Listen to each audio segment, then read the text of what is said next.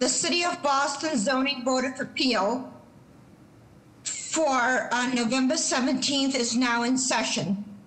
This hearing is being conducted in accordance with the applicable provisions of the open meeting law and the executive order of Governor Baker suspending certain provisions thereof due to the ongoing public health crisis. This hearing of the board is being held remotely via the WebEx event platform. This hearing is also being live streamed.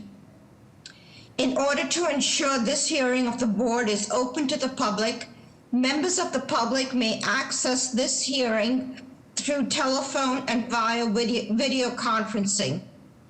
The information for connecting to this hearing is listed on today's hearing agenda, which is posted on the public notices page of the city's website, boston.gov.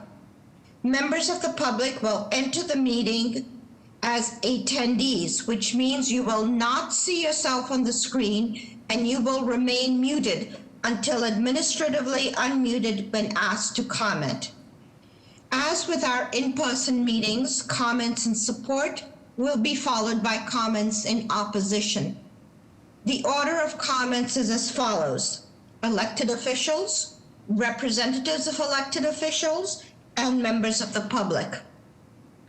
The number of people called upon to offer comment and the time for commenting will be limited by the chair as time constraints require. For that reason, the board prefers to hear from members of the public who are most impacted by the project. That is, those individuals who live closest to the project. If you wish to comment on an appeal, please click the raise your hand icon in the application via the WebEx event platform. To raise your hand, click the participant information icon. From there, find your name, and on the lower right-hand side, you should see a hand-raising icon. Click the icon, and your hand will be virtually raised. Click it again, and your hand should go down. If you are connected to the hearing by telephone, please press *3 to raise your hand. Let me repeat that again. If you are connected to us by telephone, please press *3 to raise your hand. Those called upon to comment will be asked to state their name and address first, and then can provide their information. In the interest of time and to ensure that you have enough time to do so, please raise your hand as soon as Mr. Fortune reads the address into the record. Before we get started, I'd like to take a roll call of board members and associated parties. Mr. Fortune. Present, Madam Chair. Mr. Ehrlich. Here. Mr. Ruggiero. Mr. Legris. Mr. Ruggiero is present. Present, Madam Chair. Okay, Mr. Ruggiero, may I hear you, please? I'm here, Madam Chair. Thank you. Mr. Kendall. I'm present, Madam Chair. Thank you. Mr. DeVoe. Present, Madam Chair. Thank you. May I ask you all to make sure that your video is on? Because this is in lieu of a public hearing, and members of the public need to see who it is that's on this board. Is Jeff Hampton here? Good morning, Madam Chair. I'm here. Okay, this is Jeff Hampton from the BPDA. Okay, and just a reminder, if you're here, if you have comments to make, please make them to everyone, because then they become part of the public record. Do not make it to specific individuals. I will also advise attorneys or anybody else not to comment to individual board members, because this is a public meeting and should be treated as such. Mr. Fortune? Thank you, Madam Chair. Good morning. Calling the first order of business, the extensions. On the first two cases, calling BOA 806-805 Wilcox Street. There is another case, BOA 806-808 48 Wilcox Street. Name and address for the record. Madam Chair, just for the record, this expired on 9/14/2020. Thank you. Is Mr. Thank you. Schreier on?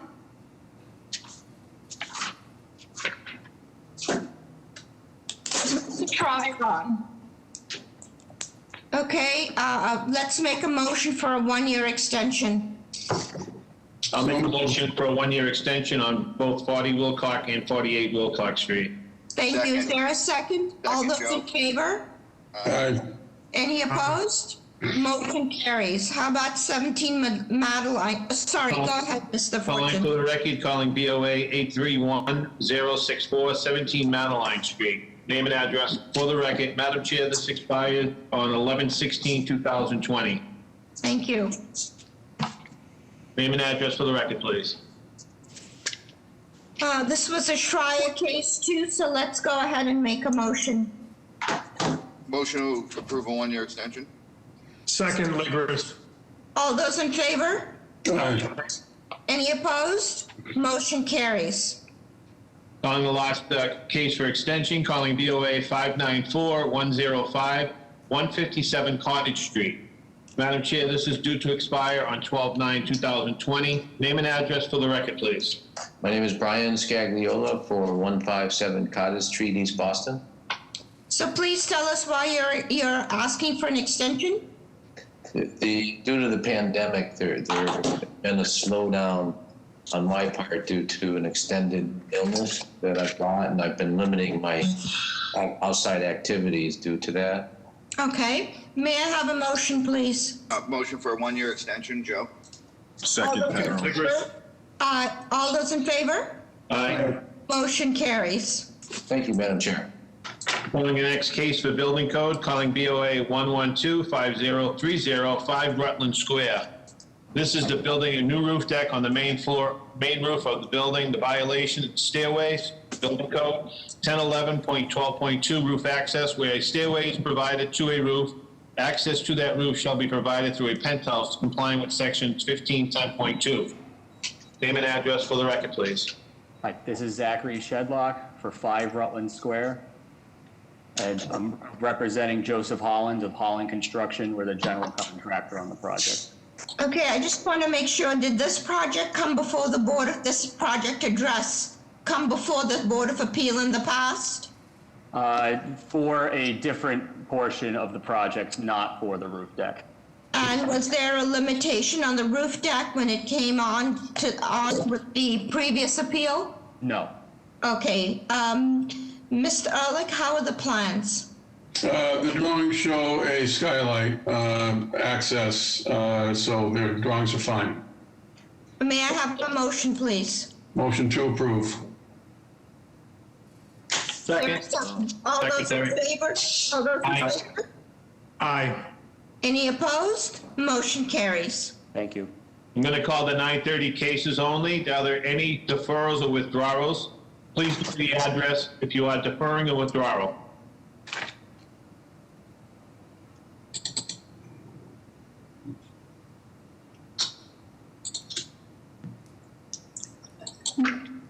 Okay, you having problems with your audio?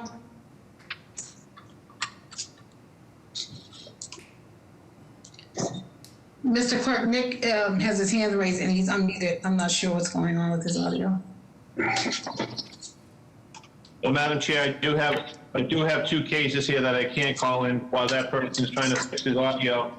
For the record, BOA 106-6050-548 East 4th Street and BOA 106-6047-546 East 4th Street are being deferred to December 1st. And at what time on December 1st? It's been re-advertised. What time? What time? 12:30, Madam Chair. So I'm going to make a motion for deferral. Second. All those in favor? Aye. Any opposed? Motion carries. Just a reminder, please, everybody, December 1st at 12:30, because this project needs to be re-advertised. Ms. Ambassador, anybody else that you can see? Yes, Madam Chair. Nick, you're unmuted. Yes, Madam Chair, can you hear me? Yes, what's the address, please? Yes, ma'am. The address is 1 to 2 Church Avenue in South Boston. It's a section. All right, let me call it in for the record.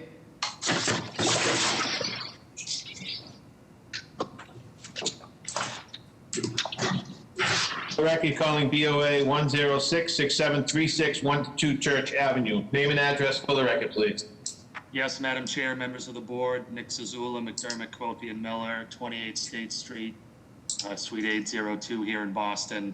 Madam Chair, we're asking for a deferral. We need to address BPDA design comments and concerns on the project. We just need a little more time to file revised plans with ISD in order to address those concerns. Great.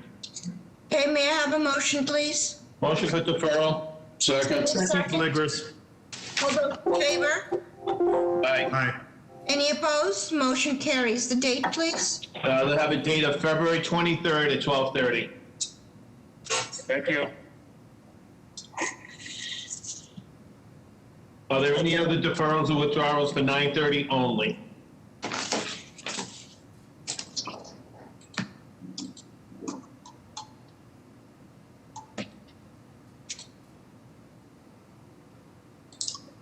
Madam Ambassador, any raised hands? Mr. Clerk, there was Thomas Miller, but I believe Nick was using his computer, so no other further raise. No. Okay, thank you. They're going to go into the first case, calling BOA 106-8974, 57 Brook Street. This is to extend living space into the basement, erect a roof deck, and include parking in the rear for 3 vehicles. Violation of Article 27T-5, this is in the East Boston iPod. Article 53, Section 9, the floor area ratio is excessive. And Article 53, Section 9, the usable open space is insufficient. Name and address for the record, please. Good morning, Madam Chairwoman, members of the board. Richard Lins, 245 Sumner Street, East Boston, on behalf of the petitioner, Nate Brevard. Madam Chair, this is a relatively straightforward pre-existing 3-family dwelling located in the 3F 2000 district at the corner of Paris and Brook Street. That is in the lower Eagle Hill section of East Boston. Our proposal would extend living space in connection with the complete renovation of the existing structure into the basement. We're not proposing to create a new unit. It's simply going to be merged into the first level unit on the first floor. We're also proposing to add a roof deck that will be accessed by skylight hatch, as well as adding 3 off-street parking spaces to the rear of the property.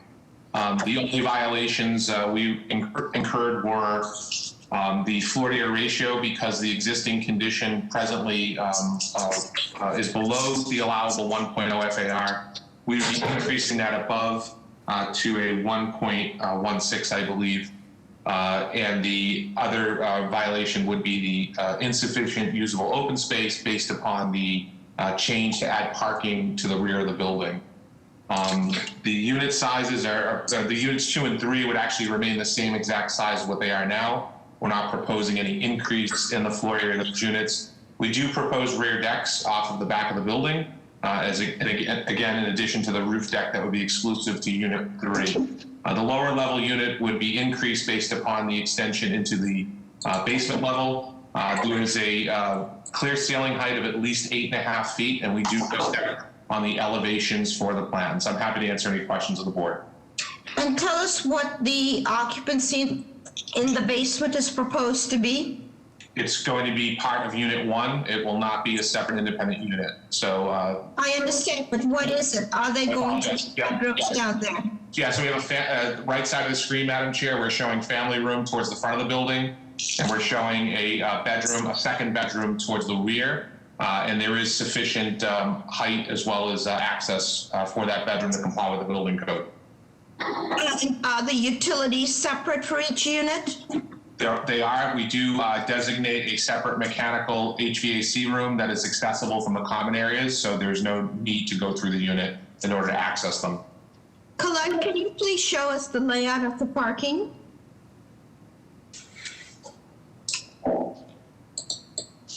I think it's right there. Okay. So we show 2 compact spaces, Madam Chair, and 1 full space. This, again, is a pre-existing non-conforming 3-family dwelling with respect to parking. The parking would be added to the site. We show a 10-foot driveway access from Paris Street. And is there screening and buffering proposed for the abutters? Yes, there is. Towards the rear portion of the lot, there's an area that we could propose screening and buffering as well. Thank you. How are the plans, Mr. Ehrlich? Mr. Lind is correct, they show spiral stairs to the roof, so, and hatch, that's fine.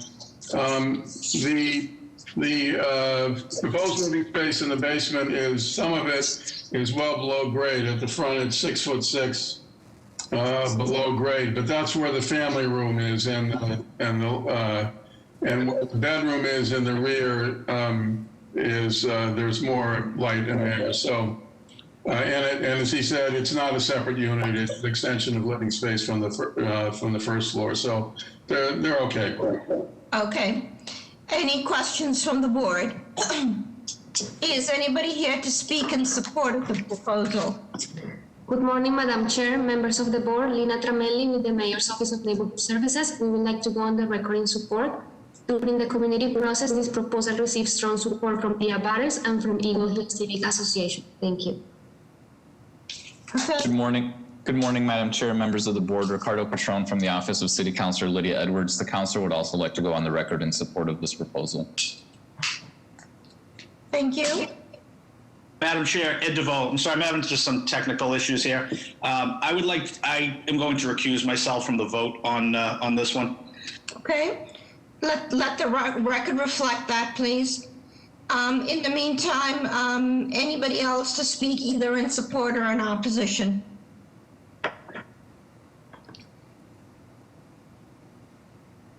Jeff, can you please go on the record? Yes, Madam Chair, Jeff Hampton, Boston Planning and Development Agency. Our recommendation for this was approval with proviso that there was no building code relief for the basement, and that the curb cut be no bigger than 10 feet. And that Yeah, sorry about that. And permeable materials be used for the rear yard. Okay, thank you. Given that information, may I have a motion, please? I make a motion to approve with the listing of provisos that the BPDA has recommended. Curb cut, permeable materials, and Jeff, what was the other one? Can we accomplish that with design review, Mr. Ehrlich? Yes. Okay. Is there a second? Second. All those in favor? Aye.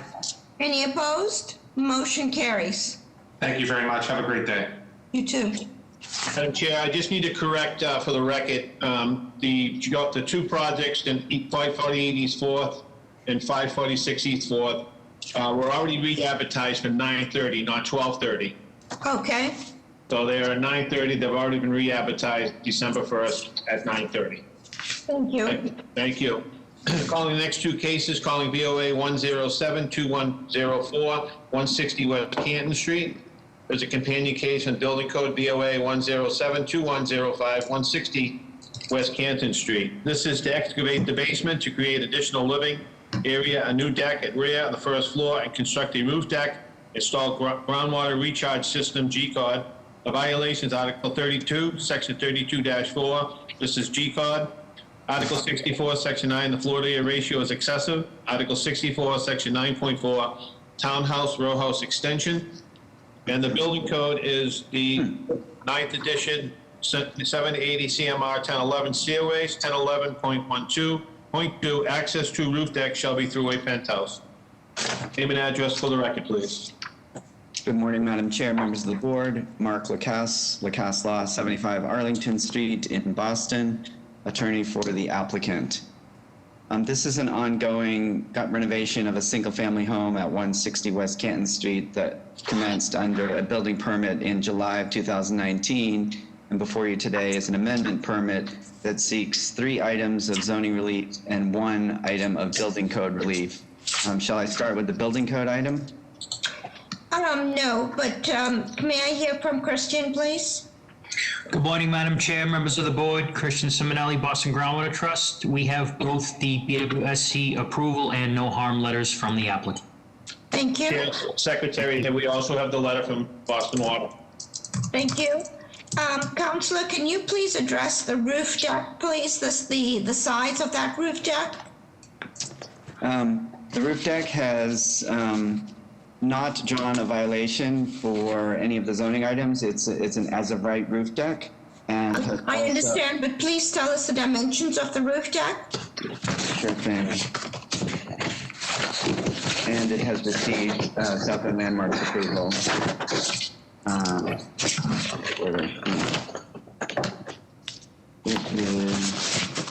Hold on.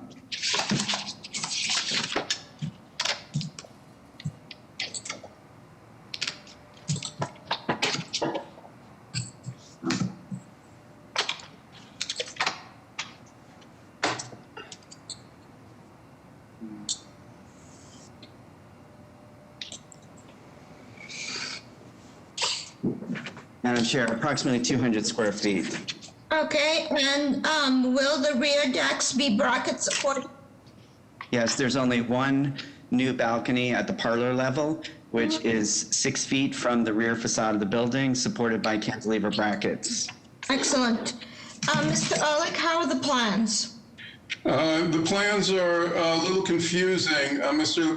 Cass, what is the proposal for access to the roof deck? Because I'm seeing two different things. Nope, Mr. Ehrlich, on sheet A502. There's a hatch. Yeah, a hatch access. Okay, so what's on A002? Looks like head houses. A002. No, I believe one of those is an existing chimney, but there are no head houses, and this has already been reviewed and approved by Southern Landmarks Commission with a subcommittee on the very specifics of the railings and the hatch. Okay, all right, then that clarifies that. My other comment, Madam Chair, is that the basement is 8 foot below grade, but the intended use is just for a gym and an office, so I think that's probably okay. Okay. If you look at sheet A201 at the rear elevation, the lowest basement level has the full window array and a door walkout at that level. In the back of the building, it has the full wall of glass. Right, but in front it's 8 foot below grade. Yeah, and those are the mechanical rooms and a small gym with no windows. Yeah. Okay, any questions from the board? Is anybody here to speak in support of this proposal?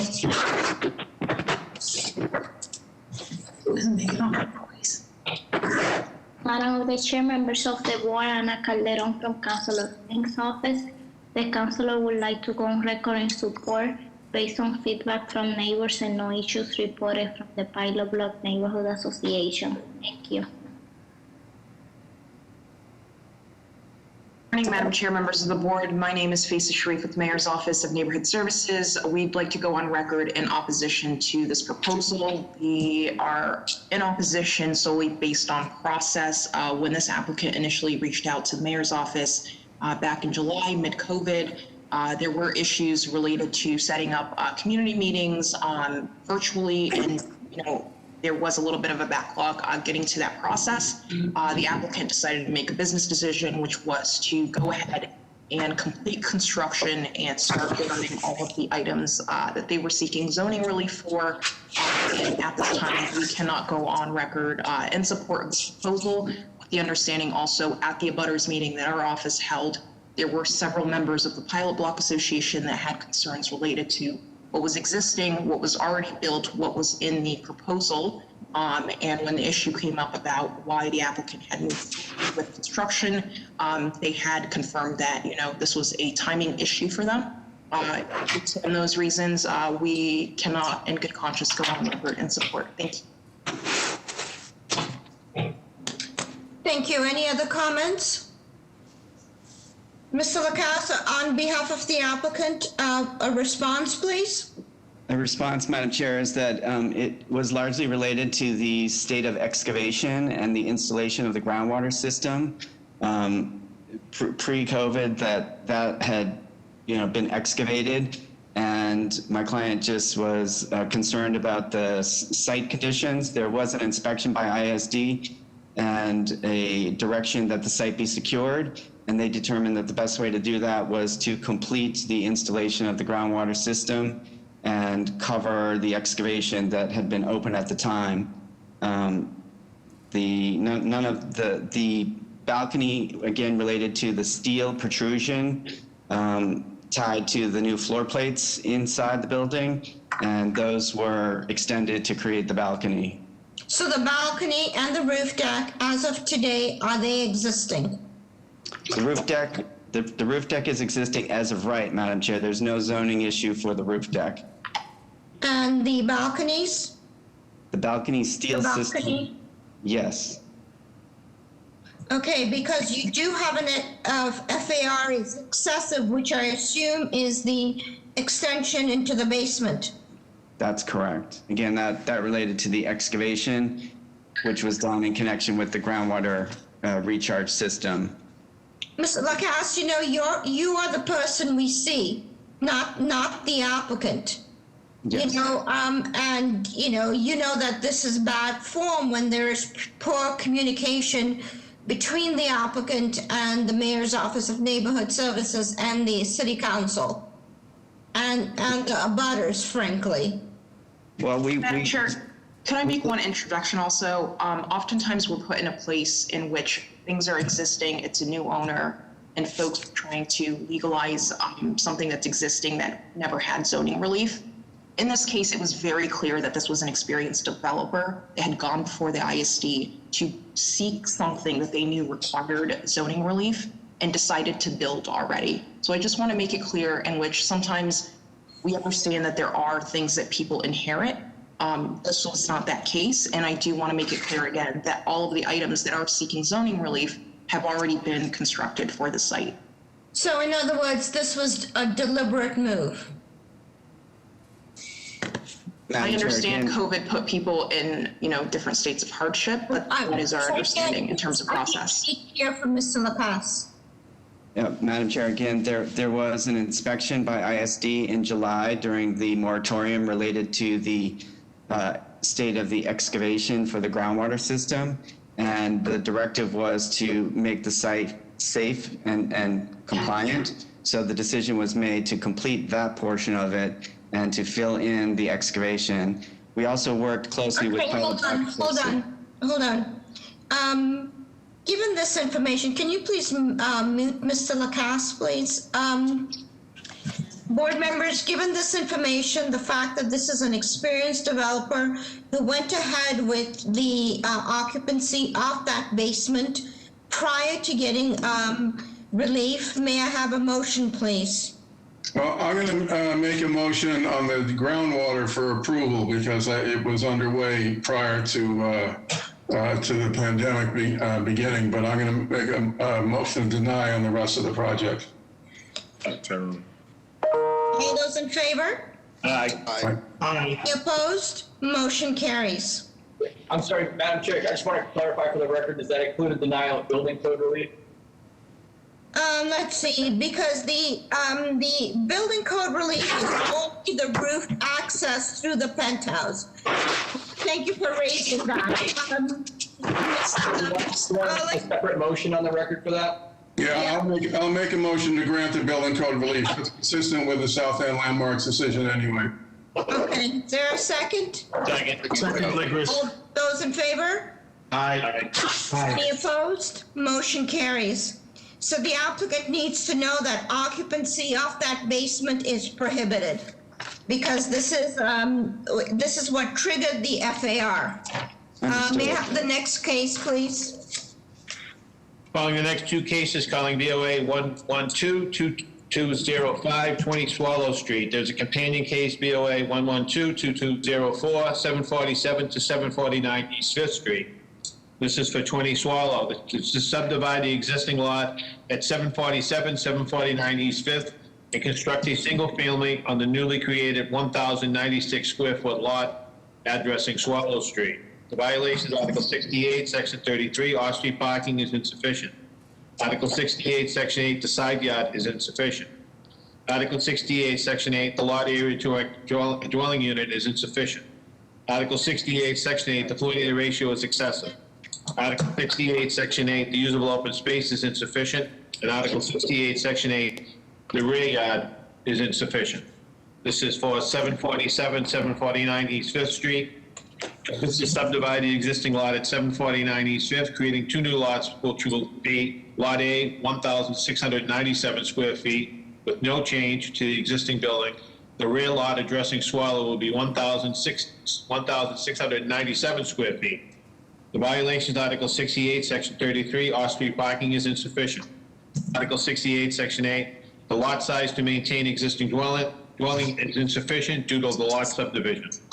Article 68, Section 8, the floor area ratio is insufficient. Article 68, Section 8, the usable open space is insufficient. And Article 68, Section 8, the rear yard setback is insufficient. Name and address for the record, please. Good morning, Madam Chair, members of the board.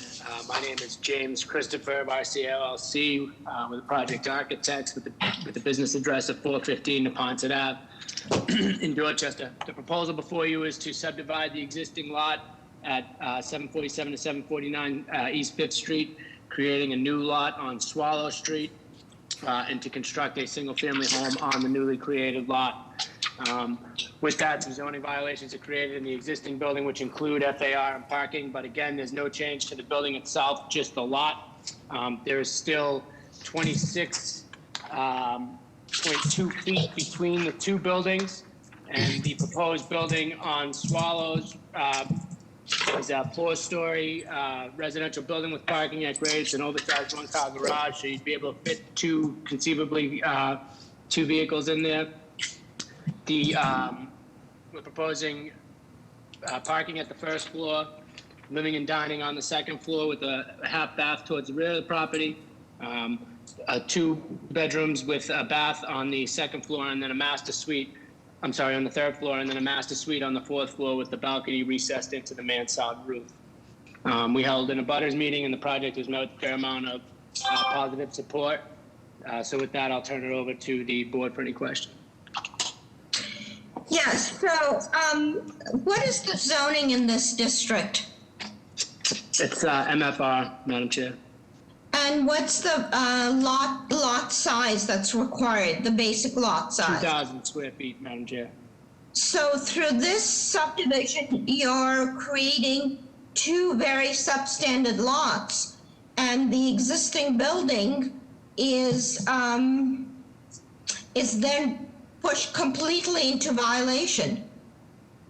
The existing building at 747, 749. That's accurate, Madam Chair. The Hogan family who owns this property is subdividing and building the new single family for their son. The family will maintain ownership of both houses and stay in the property. This is an opportunity for Matt. Matt Hogan is a Boston firefighter to build a piece of property and to live in South Boston in his neighborhood. We certainly realize that what the site constraints are, but we feel that with the space between the buildings and the kind of conditions in Southie, it's an appropriate use. So tell me about what Swallow Street looks like, because because as you know, it's nothing against the family or anything like that. What we are concerned about is the relief that goes with the building and not with the ownership. And that is the piece that is of concern to us. Swallow Street is a narrow street. There's some new construction that had happened. There's a new 4-unit building with parking very similar to what we're proposing off of Swallow Street, directly behind our property on the opposite side.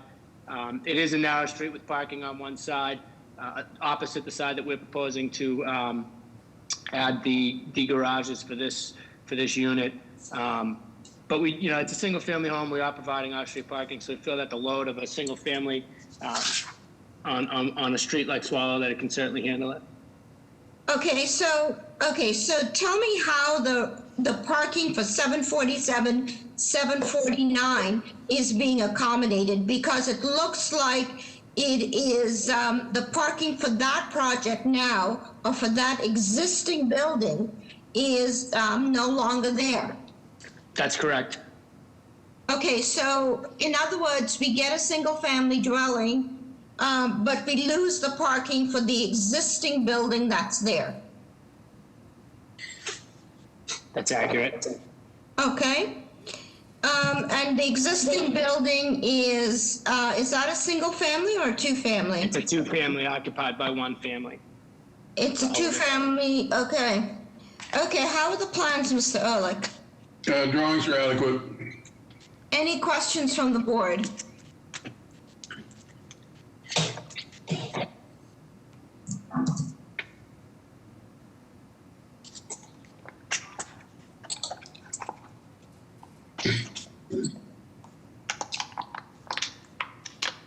No questions from the board. Is anybody here to speak in support of this proposal? Hi, Madam Chair, members of the board, Haley Dillon, Mayor's Office of Neighborhood Services. I'd like to go on record in support. We held an abutters meeting on September 28th. Everybody was in full support. The only concern I had came after the abutters meeting, and it just had to do with drainage and how it leaks onto Swallow Street, because Swallow Street has very shallow sidewalks, but that's the only concern we heard. Thank you. Madam of the Chair, members of the board, Ana Calderon from Councilor Fitts' office. The councilor would like to go on record in support based on a good community process and positive feedback from the neighbors and the abutters. The abutters meeting to our office. Thank you. Thank you. Good morning, Madam Chair. Go ahead, Karen. Thank you. Good morning, Madam Chair, members of the board. Karen Foley, City Councilor Anissa Asabi George's office. Would like to echo the sentiments of the mayor's office and Councilor Flynn's office and support this project. Thank you. Madam Chair, members of the board, Paul Sullivan for City Council at Large Michael Flaherty. Council's record has been clear and consistent with Article 68 variances. However, the neighborhood support for this project has been overwhelming. He'd like to commend the proponents for working together with the neighbors throughout the process of finding a project that's acceptable to all. It's a good project where a longstanding Boston resident is allowed to buy the property and allow his children to remain in their childhood neighborhood. Therefore, he'd like to defer the decision to the board. Madam Chair, Secretary here. We have 2 letters of support. Thank you. Madam Chair, there's no raised hands. Thank you. May I have a motion, please? Motion to approve BPDA design review. Is there a Second, Legris. all those in favor? Aye. Any opposed? I will vote in opposition because I think that this is just increasing the density too much. Was this with design review or straight approval? Design review. Thank you. So motion carries. Thank you for your time. Calling the next case. Calling BOA 106-6748, 318 to 320 East Street. This is constructed new addition with deck on the 3rd floor to extend Unit 2 and Unit 4 to include 1 bedroom and bathroom. Violations, Article 68, Section 29, roof structure restrictions. Article 68, Section 8, the floor area ratio is excessive. Article 68, Section 8, the building height is excessive in feet. Article 68, Section 8, the front yard is insufficient. And Article 68, Section 8, the side yard is insufficient. Name and address for the record, please. Good morning, Madam Chair, members of the board, Attorney Nick Zazula, McDermott, Quilty, and Miller. With me today is Jim O'Donoghue from the property owner and Eric Zackerson from Context Architecture, who is the architect on the project. My office is at 28 State Street in Boston. Madam Chair, this is a pretty simple project. It's just looking to construct a new 3rd floor rear addition to an existing 4-unit multifamily building. You can see here on the screen now, there's existing deck space on the rear of the property, and they're just looking to infill that deck space. As you can see here on the top of this picture, they're just looking to infill this deck space to be a complete 3rd story to add an additional 1 bedroom and 1 bathroom to 2 of the units. And so how deep, this looks like it's just a 6-foot deck. How deep are they expecting to reach out into the backyard? The building would not be extended past where it is now on the first 2 floors. It would go out to roughly where it is now. I'm sorry, so the addition, so it's a 3rd floor addition, a 4th floor addition in the rear yard. Okay, get it. Yes, ma'am. It's just adding, it's kind of adding a missing tooth on the back of the property where there's now 2 rear decks. So it would just be going up to the height of the building where it is now in the front of the property. And so, what would it bring what would it bring unit 2 and 4? What would be the final square footage? Yes, ma'am. Those are now 2-bed, 2-bath units at 980 square feet. And this would bring them to 3-bed, 3-bath units at 1,200 square feet. Okay. How are the plans, Mr. Ehrlich? The drawings are fine. Any questions from the board? Is there an elevation drawing? Yes. There is. I don't know if it's in our presentation. There you go, right here. This is the rear of it right here. I'm not sure who asked that question on the board. I apologize. Okay, is that enough, Mr. Legros? Yes, thank you. Thanks, Madam Chair. Any other questions from the board? Is anybody here to speak in support of this proposal? Hi, Madam Chair, members of the board. Haley Dillon, Mayor's Office of Neighborhood Services. I'd like to go on record in support. We held an abutters meeting on September 28th. No abutters showed concerns at the meeting. Thank you. Madam Chair, members of the board, Ana Calderon from Councilor Flink's office. The councilor would like to go on record in support as we've heard no issues reported from the neighbors or the civic group. Thank you. Good morning, Madam Chair, members of the board. Karen Foley, Councilor Asabi George's office, would like to go on record in support of this project. Thank you.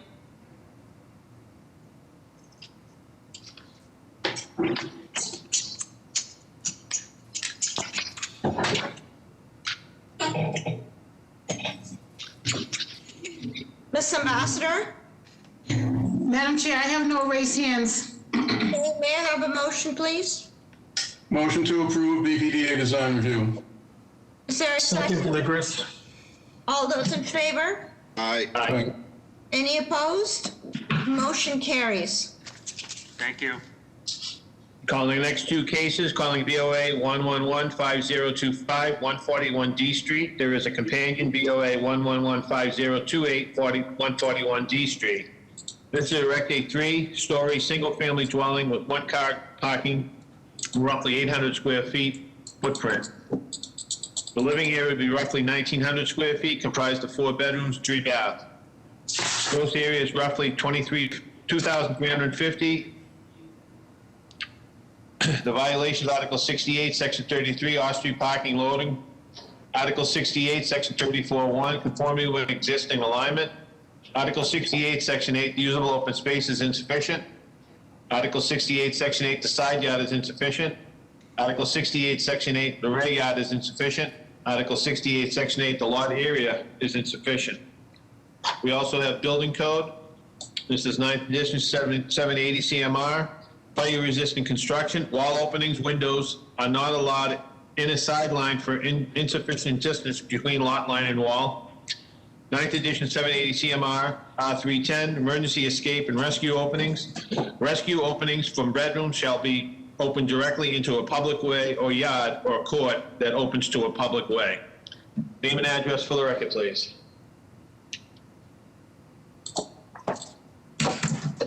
Hello, this is 109 West 7th Street, Conduit. Joseph Scarfa, 141 D Street, South Boston.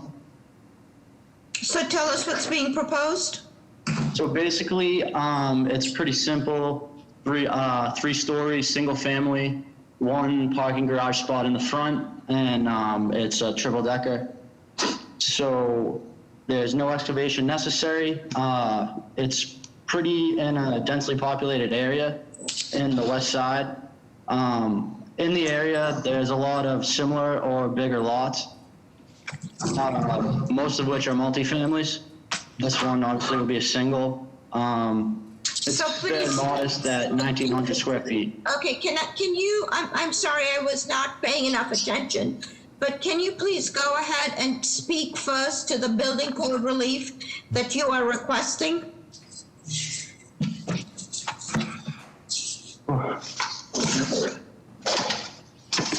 I'm not following. Oh, so we need lot area relief, usable open space relief. I'm not talking about the building code because you have violations about the emergency escape and rescue openings and fire-resistant construction wall openings.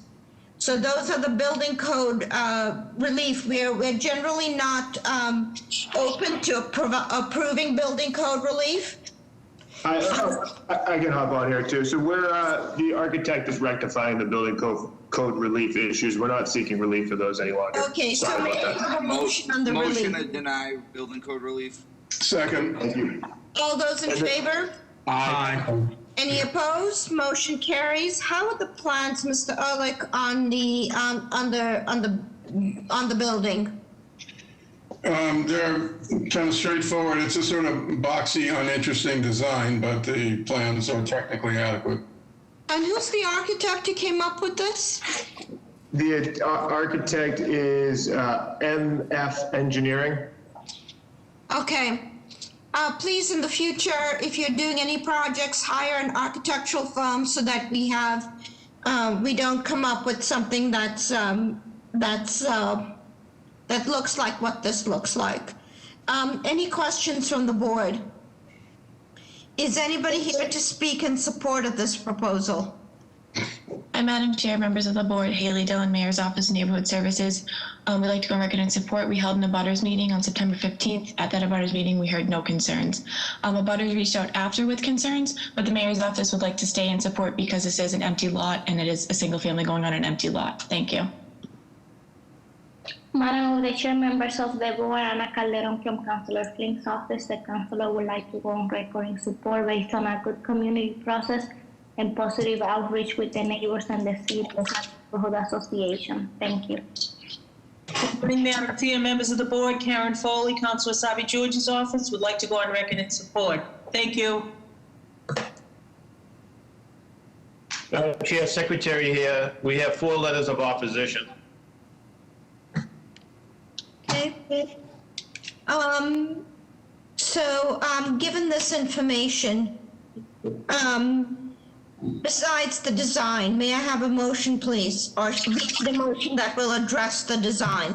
Motion to approve with BPDA design review on context and character of the neighborhood and all this stuff. Second, Ed DeVoe. Second. All those in favor? Aye. Aye. Any opposed? Motion carries. Jeff, can you make sure that there is significant design review? And as you know, we generally want to make sure that those garages are more permeable than this one looks. Of course. Thank you. Yep. Calling the next case. Calling BOA Good luck. 861-626-204 North Beacon Street. This is an existing space A2 use group to be converted to a marijuana dispensary establishment, an M use group. Work includes all new interior fit-up and exterior modifications to the storefront. The violation is Article 51, Section 16. A cannabis establishment is conditional. Name and address for the record, please.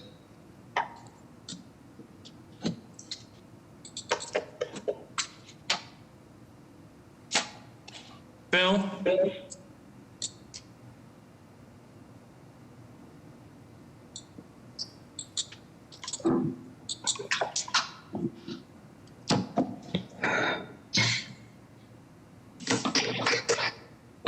Ron, you're unmuted. Madam Chair and members of the board, I'm waiting for our attorney, whom I think may have technical problems. Madam Chair, what's on the screen right now is a very, very brief depiction of the process a customer goes through with the security that I know you're interested No, in. hold on. Who is your attorney? Phil Silverman. Phil. He was connected via telephone a moment ago. Okay. Do you own that building? We lease it. Is that billboard legal? We have no access to the billboard. Madam Chair, can I ask this caller if this is Phil? Okay. Hi, Phil? Nope.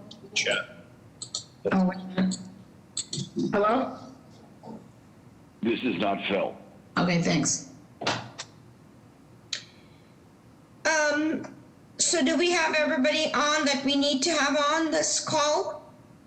The attorney, for some reason, is not connected. He was connected via telephone a moment ago.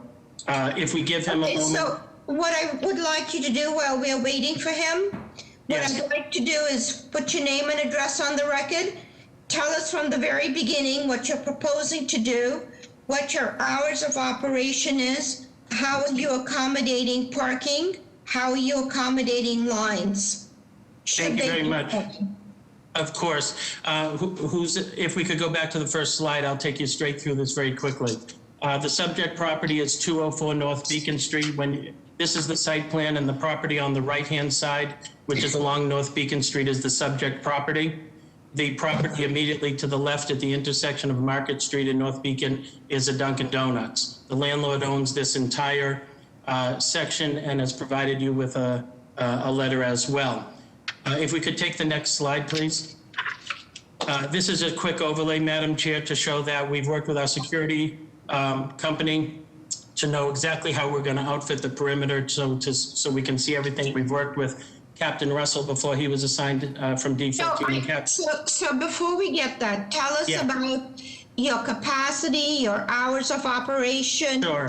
You know, there's more than just security, because I know the Cannabis Control Commission and everybody else is concerned about that. Sure. But this is what we're looking for from a land use perspective. So Gotcha. tell us about how this is going to work, especially with that Dunkin' Donuts right there. Okay, thank you for that. And you'll see in this slide that, first of all, we are open from 10 in the morning until 7 in the evening. We've conducted a parking analysis that shows that the peak time is really 8 to 8:20 in the morning, but it ends at 9 o'clock. We're not even going to open until 10 o'clock a.m. You can see there are 24 available parking spaces here. And just to point out, Madam Chair, we have agreed with the Cannabis Board that we will have a dedicated outdoor security professional as well as a dedicated outdoor parking lot attendant who will be responsible for making sure that vehicular and pedestrian traffic moves smoothly and safely. If we could go to the next slide as well. Madam Chair, this is the internal that we're looking at. On the left-hand side, you can see a very large waiting room. It's about 1,000 square feet. It holds 67 people, which is much more than the hourly traffic we will have. The sales floor itself accommodates 20 people. And if I may point out on here at the very front bottom left of the door, that's an outside security professional who is responsible for checking IDs and making sure they are valid and that people are 21 or older, as you know, before they can enter the property. We also have a second ID check using technology that you would find in a bar to check the validity of a license or an ID and that they're 21. You can see sort of in the bottom left middle there, where it says check-in, that's a second security guard who will check for a second time before they're allowed on the sales floor. And then if you look on the sales floor to the top, you'll see another ID check. That's the third and final checkout time when they order their products. If we could please go to the next slide. Can we talk about that vault? And Sure. Can we talk about delivery of product? Yes, please, of course. If the delivery of products, so if a customer now has come in to the property, waited, gotten allowed onto the sales floor, when they go up and deal with their sales professional, when they decide what products they want to have, the sales professional, for example, if you look at that first or second orange sales professional with the ID, they will then move to the right into the vault and into the secure area. They will retrieve the products from the vault or from a person within the vault, and they will bring those products back to the customer where they've already checked their ID for the third and final time, and the customer will immediately exit the property. So tell us about the delivery of product to the vault. When is that proposed to occur? So, Madam Chair, we also have our own cultivation facility and product manufacturing facility in Holliston, Massachusetts. So we will be delivering to ourselves our own product. It will be coming during closed hours. It will be coming in the back where there's a separate entrance. So closed hours, does that mean but before 10 or after 7? Correct. No, I need to be specific. Yes, it could be, depending on the scheduling, it could be, say, 9 o'clock in the evening or 5 o'clock in the morning. When we were working with Captain Russell, he had gone over our transportation and our delivery processes, and to be finalized with now Captain Harrington's group. Okay, and tell us about, is there going to be an online presence so that in fact there could be just pickup? Yes, please, if we could please just have the next slide, skip to the woman on the computer, please. Next slide, thank you. So, Madam Chair and members of the board, the experience for the customer begins long before they come to us. They go online, they can make an appointment, they can find transportation opportunities, they can take a look at all of our products, they can purchase product, and we know that 60% currently are ordering online. So this is, again, to keep down there will be no external queuing at our property. No benches, a large waiting room, more than enough capacity to hold people than the hourly traffic, and parking attendants and external security guards to make sure there are no external queuing. We're going to start with appointment only, and we will make sure that that occurs. And it's 10 to 7, 7 days a week? Correct. Okay, and then show us your signage. What is the signage supposed to look like? So the signage we have not designed, but it will conform to the Cannabis Control Commission's regulations in size and scope and inconspicuous. We will simply have a small narrative sign on the doorway at the present time. And so is this on a separate lot from the Dunkin' Donuts, or is it all on the same lot? It's all on the same lot. The landlord has sent you an overview as well, because they've owned the Dunkin' Donuts and this entire lot for more than 65 years. And they went through, as they say in their letter to you, dozens of applicants, and they wanted something that would support the Dunkin' Donuts, because as you know, these are still destinations. So people will be coming in, and then we will be working with the local businesses with kind of like a coupon book, so that they have places to go when they're in town. Okay, how are the plans, Mr. Ehrlich? The drawings are adequate. I guess my only question for the applicant is, during the pandemic, the waiting room obviously cannot accommodate 67 people. What are your plans for maximum number of people in the current environment? Yeah, thank you for that question. The social distancing amount is 28 in the waiting room. Okay. Okay, any questions from the board? I'd like a little more clarification and granularity around the parking situation there as it relates to both the proposed use of this building and the parking area of the Dunkin' Donuts. Sure, thank you very much. There are 24 shared parking spaces there. We've conducted a parking analysis, which you should have, I hope you have. It was sent over last Friday, I believe. And it shows peak time between 8 and 9 in the morning, and another small peak time between 2:15 and 3:15 in the afternoon. During those peak times, there was never anything less than 10 spaces, and on average, it was 15 spaces available throughout the entire day. And as we know that an average visit is 7 to 10 minutes, we use a conservative 15 minutes, so that if you have 10 spaces open every 15 minutes, that's equivalent to about 40 spaces an hour. So we believe there's plenty there, number one. Number two, we're also starting with appointment only, and we're going to have online ordering, and we've partnered with Boston Social Equity Company, who's going to be one of the first delivery houses. And when that comes, we'll also be providing that. We're doing everything to keep those spaces open, and certainly no outdoor queuing. In the meantime, while we're going through our process, Kevin, can you look at the occupancy? Because I would be interested, because I know there was an issue with that billboard before. I don't know if it's been legalized or what's going on. So please, can you look up the occupancy? Any other questions from the board? Is anybody here to speak in support of this proposal?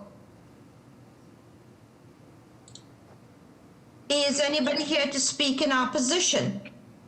Yes, Madam Chair, members of the board, Connor Newman with the Mayor's Office of Neighborhood Services. I'd like to go on record in opposition to this proposal, reiterating our stance. We voiced opposition as well when the applicant was before the Cannabis Board.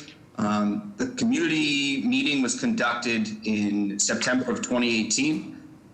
Since then, we've heard from numerous constituents concerns regarding a high concentration of children that gather at that Dunkin' Donuts before school, after school, and on the weekends after various sporting events, either at the rink further down on Guest Street or at the McKinney Fields. Because of this, large section of the community feels uncomfortable with this proposed applicant being so close to a high concentration of young minds.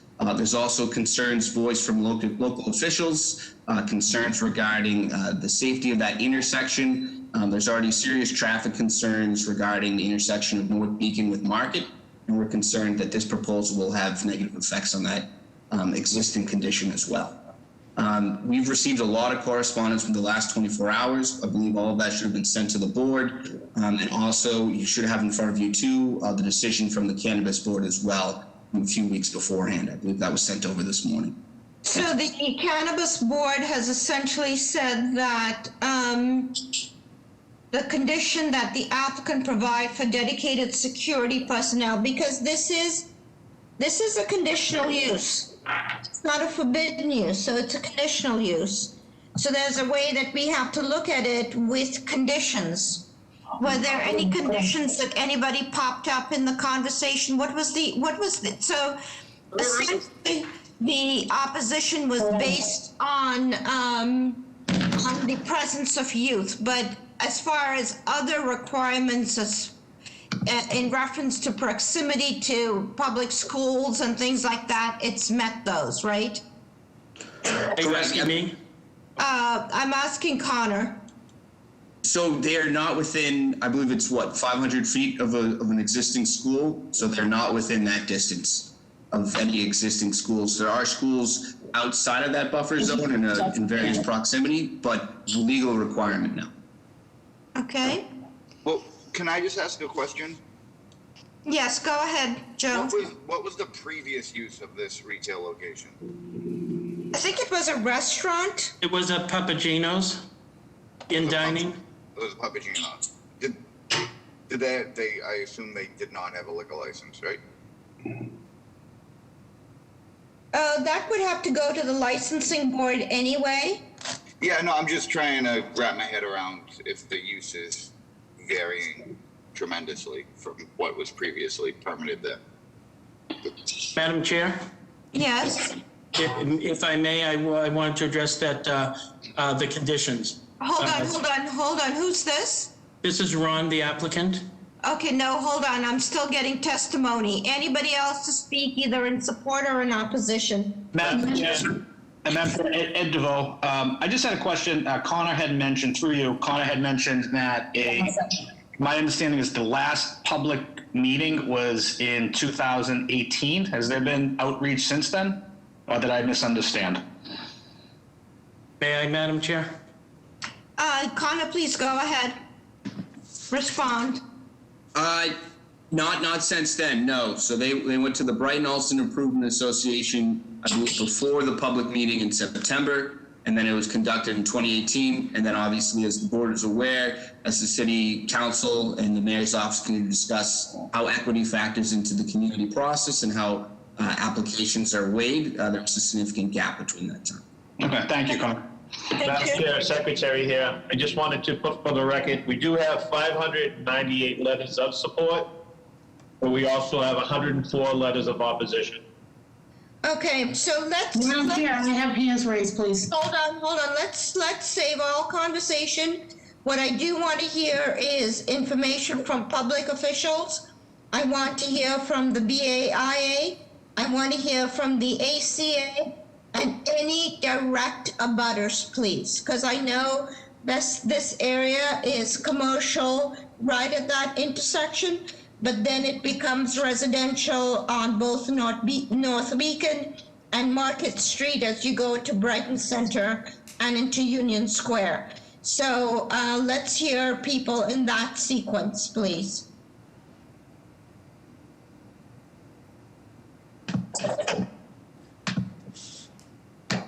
Let's hear from elected officials, either in support or in opposition. So we heard from the mayor's office. Is anybody here from City Councilor's office.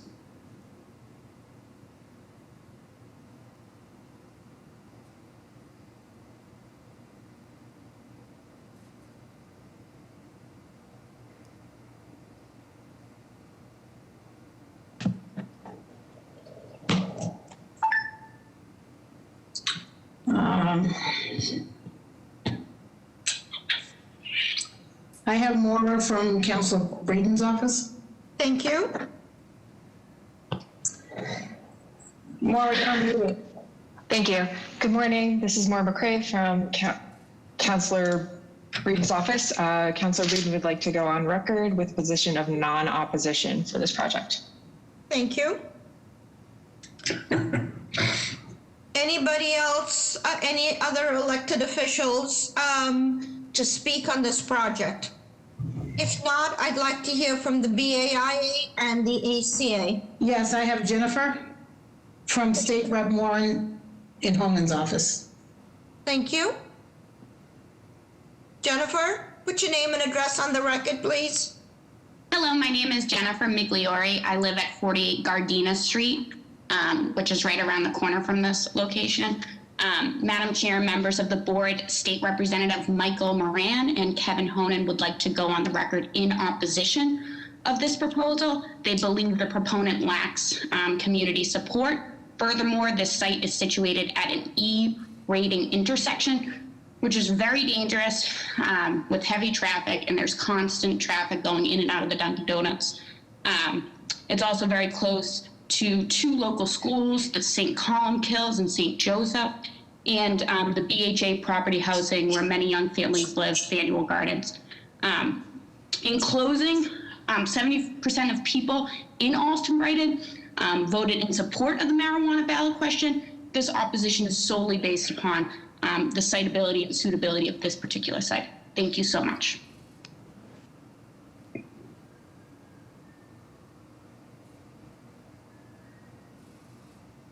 Ms. Ambassador, are there very many raised hands? Madam Chair, there are 8 raised hands. Okay. You want to start with Annabelle first? Yeah, Annabelle, please. And if, yes, let's go with Annabelle. Madam Chair, members of the board, we met with the proponent over 2 years ago and at the BIA and at the public meeting. We voted against it. We do not support this location solely on the location itself, not that it is a marijuana dispensary. They have not outreached to us since. The proponent, so the proponent has 1,000 square foot waiting room. At the presentation to the Cannabis Board, the Boston Cannabis Board, 1 hour, 51 minutes into the presentation, he says that his waiting room is for 300-person waiting room. That is what he stated to the Cannabis Board that approved him, and that is not what he stated today to you on his proposal. The occupancy for Papagino's, which was the establishment prior, it was 92% maximum. It was never even 0.25% full at any time. I have submitted a traffic report from VHB, which is recent with the location not operating. Weekday mornings, C, F, and C. It's an F intersection. Weekday evenings is C, E, and F. It's a D. Saturday midday, it is a C. We also have lots of construction approved at New Balance. The running track, they have another building that they're going to be building, a hotel. We have Stop and Shop. We have other projects that have been approved on North Beacon. All of those will be adding to this traffic and making the intersection worse as it is. The site is shared with 24 parking spots with Dunkin' Donuts. There's 3 entrances to that parking lot. It is a danger at all times. It doesn't matter if it's peak or not peak. The parking lot is full. If you look at page 3 of the proponent's they have a picture of the building with the billboard on it and the parking lot full. Papagino's is not operating at that time. It's closed. The parking lot is full as it is. There are accidents that are stating the report that I sent the board of people exiting the location. And there is also, for your question on the billboard, there is 3 billboards, 1 building size and then 2 on the other side. I haven't seen anything that says that they're legal or not. Not that that has that, but that just answers your question. They also stated to the Cannabis Board, where they got their approval, that they are close to the C, the D, and the B line. They are nowhere close to the C, the B line. That is just not factual at all. They stated that there is a parking lot, public parking nearby. Their arrow is, the star where they put it, is the parking lot for court furniture. There is no public parking lots nearby. They are all private parking lots. They also quote Captain Russell as if he consulted them and supported them. He did not. I did forward a letter from Captain Russell saying that he has met with every dispensary that has come into him. He will work with them if they get approved. But he had concerns about that intersection being very busy, and he had concerns about it being the proximity to Faneuil Gardens. As we've had issues at Faneuil Gardens this year, we have had 3 shootings there in the past year. So we do have great concerns over the proximity to the BHA housing there. And I just want to make sure you guys were in support of the cannabis facility that was proposed on Harvard Street by the Brookline line. No, they never came to us. So we were not, because they never came to us. So I just want to make sure that there is no philosophical issue with cannabis, but that it's a site issue. It's a site issue. We have supported one in Cleveland Circle, and we have supported another location as well. So we have supported 2 recreational dispensaries. I'm sorry, I can't even speak today. So that is not a philosophical issue at all. A lot of our members do support marijuana use on our board. So that is not it at all. The site is just not appropriate for the traffic. It is overburdened right now, and the site is overburdened right now with Dunkin' Donuts, and to be bringing that many people. Also, his inaccuracies on what he portrayed to the Cannabis Board is completely different than what he's saying today. Okay. And we take that. Also, on his petition, most of his petitions is a name and a signature, and it says patron or resident. That's really hard to tell. And then he did hire someone recently to collect more signatures that he has put in that do have that. But unfortunately, we, the community, cannot go out during COVID to collect signatures, or otherwise we would have more than 500 as well for this location. It's really not a competition of signatures. No, I just want to make sure that I'm understanding this from a land use and community impact perspective. Yeah. That's all that we're focused on. Yes, and Christina, from a land use perspective, that intersection and that parking lot is at capacity. I have provided the board the VHB report. It's dated October 30, 2020, to you, that has the intersections, it has the rates, it has the crash, it has all of that on there to show you, not me saying it, but that it is legitimately not a proper place for it. The intersection cannot take such a high dense use, especially with everything else that we already have approved in the pipeline. Thank you. May I hear from Christine Varial, please? Can you hear me? Yes, go ahead. Your name and address on the record. My name's Christine Variale. I live at 219 Western Ave in Alston, so about a quarter mile from the site. I just wanted to put on the record that I support it. I am a medical card carrier, and it's fairly close to my apartment, so it would be nice to not have to go super far.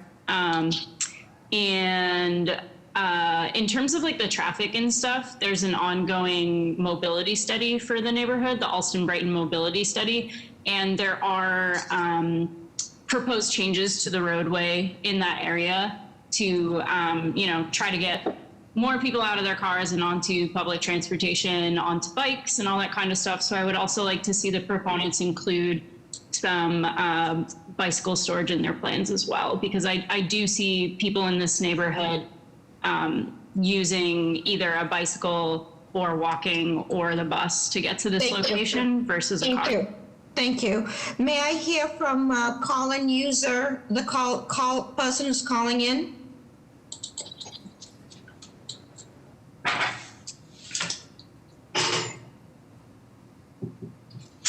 Madam Chair, I'm sorry, what was that name? All right, let me just see. It's call-in user 617-307 something something. Caller, you're muted. Good morning, Madam Chair. Minor Perez with the Carpenters Union. Okay. Madam Chair, my members that live in the city of Brighton, this location will represent a great inconvenience, and therefore we go on record in opposition. Thank you. Thank you. May I hear from Mr. Craig, Keith Craig?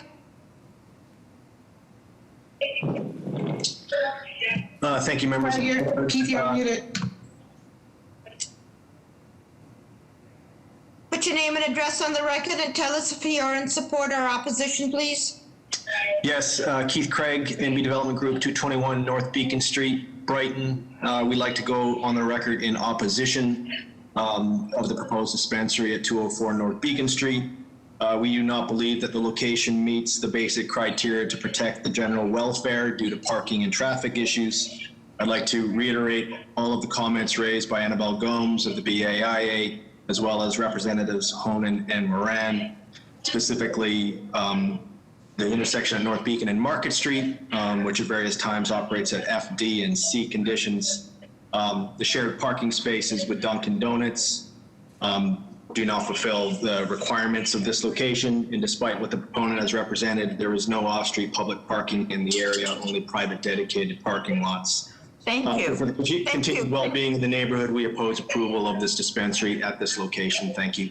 Okay, can Christine, Keith, caller user 617, and Annabelle all put your hands down, please? May I hear from Amy Dow? Good morning, Madam Chair and members of the board. Amy Dow, 100 Guest Street, speaking in opposition on behalf of New Balance. New Balance has been a member of the community for more than 40 years. This neighborhood is home to our world headquarters with more than 600 associates, as well as our Amy, thank you. Thank you for voicing your opposition and putting it on the record. As you can tell, we're running behind schedule, and we would like to hear from a couple more people, so thank you. May I hear from, please put your hand down. May I hear from Katie T? Yes. Your name and address on the record, please. Yes, Katie Trivetti of Lawrence Place in Brighton. I own my home there. We directly abut the properties over at 204 North Beacon Street. And for the record, we do oppose this proposal for the dispensary for all of the reasons that have been outlined prior regarding both the pedestrian and vehicle traffic. It is a way too congested area. Thank you. Thank you. Katie, thank you. Can you put your hand down, please? May I hear from Barry Kitty, please?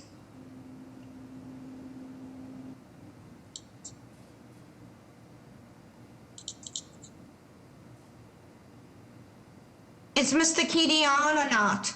Oh, hi, this is Chris Hansen. I'm calling through Barry Katie's. Okay. And put your name and address on the record. Tell us you're in support or opposition. My name is Christopher Hansen. I live at 277 Everett Street in Alston, and I am opposed to the cannabis dispensary at this location due to the traffic demands. Okay, thank you. Thank How you. about, please put your hand down, Barry. KDT, please put your hand down. Lawrence, can you please put your name and address on the record and tell us if you're in support or in opposition? Good morning, Madam Chairman. My name is Lawrence Leccia. I live at 1 Cypress Road, and I would like to go on the record as being in the position of this project. Thank you. Ms. Ambassador, there's one last call in you, sir. I cannot see the number. It's 12 something. I have it, Madam Chair. Got it. Okay. Oh, you're unmuted. Madam Chair, members of the board. Good morning, Madam Chair, members of the board. My name is John Cusack. I live at 186 Washington Street in Brighton. In agreement with many of the other speakers, I'm in opposition to this, not on a philosophical basis, but on the use on that lot. The traffic is a situation where it's already a dangerous intersection. A takeout business with a 7 to 15 minute turnover would increase traffic congestion and, again, make it a much more dangerous lot than it already is. Thank you. Thank you. Thank you. Now, let me see. May I hear from the proponent? You've heard all the opposition about location, the difficulty of that location. I'm going to give you a couple of minutes to respond, and then I need to move to a vote.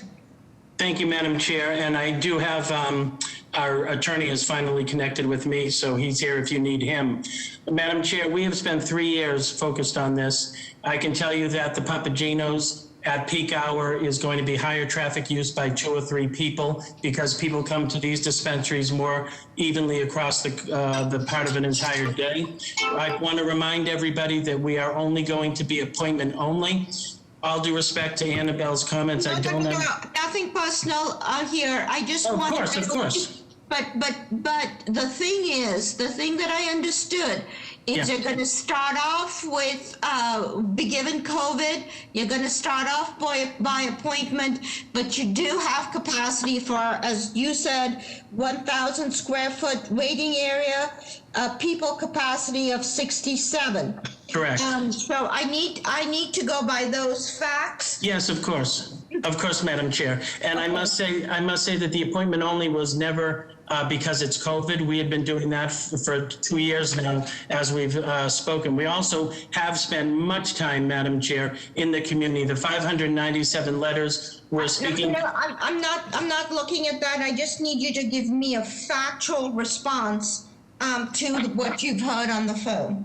Thank you. My factual response, Madam Chair, is that we are more than 5 times the buffer requirement to St. Joseph's, more than 3 times the buffer required to McKinney Field, and more than 2 times the buffer required for Faneuil Gardens. We have provided an architect letter that indicates the occupancy that you've asked about. And we have significant community support. I see that our landlord had his hand up to speak with you. Landlords usually are in support, so we will not hear from landlords. Understood. I just want you to know, Madam Chair, that we did provide to you a parking study very recently that shows that this is more than adequate parking spaces. We've got dedicated, per the conditions you asked for, dedicated external parking lot attendants and security professionals. There's plenty of parking spaces. Mr. Lipoff, thank you. Because I think you made a pretty strong description at the beginning. That's why we like to hear everything at the beginning. So given all this information, may I have a motion, please? I'm going to make it, based on the level of community opposition, I'm going to make a motion to deny. Is there I'm going a to second second? Ligris. All those in favor? Aye. Any opposed? Motion carries. Madam Chair, when can we come back for reapproval? You know what? It sounds like this location is what's tripping you up, because this has historically been traffic D, E, and F. I have a long history with Alston Brighton, so I know this location very well. that in fact, this is a historic traffic issue, and unless you can address that in some way, you may need to look for an alternate location. Okay, thank you. With that, let's move to the 11:30 cases. Well, Madam Chair, we can't, it's not 11 o'clock.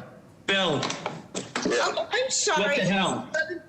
It's 11 o'clock. Okay, we are going to take a half an hour break. We will reconvene at 11:30. Anybody who is online to request a withdrawal or a deferral, please make sure you're in touch with Ms. Ambassador so we can proceed quickly through the cases. Thank you. Madam Chair, just for the record, it just looks like Alger, Dot Ave and Alger Street, all 50 cases are going to be withdrawing, so Thank you. just give that heads up. Thank you. Meeting is now adjourned until 11:30.